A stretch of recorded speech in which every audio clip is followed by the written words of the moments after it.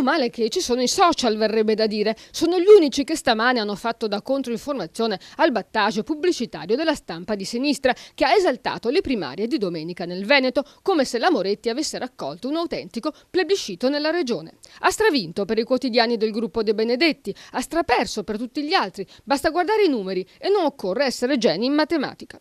Soltanto in 8.000 a Venezia sono andati alle primarie e di questi la vuole il 67%. Tanti per il PD, pochi per i social, poco più dei 2/3 di niente. Sono 236.000 gli abitanti del comune e stiamo parlando della città più di sinistra della regione. Sentite i commenti. Alle primarie del PD ha votato lo 0,94% degli aventi diritto al voto, dice un amico, ossia circa 40.000, e sono quasi 4 milioni gli aventi diritto.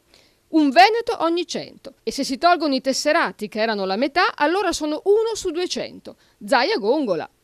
Qualcuno gli risponde che ieri non c'era tensione, mancava perché i candidati sono scialbi e non c'è un progetto di paese o del territorio a supportarli. Sai dirmi, gli chiede, che idea di Veneto ha la Moretti o qualsiasi candidato al PD che si è presentato alle primarie? Il successo delle primarie, c'è chi ribatte, è dato anche dal valore politico dei candidati. Se la gente vede presentarsi personaggi creati con Photoshop e qualche comparsata televisiva, non va nemmeno a votare. Ed è, temo, quello che vogliono. Insomma, la strategia, secondo il sospetto di questo amico, è stancare l'elettorato e quando ci vanno in pochi vince il PD.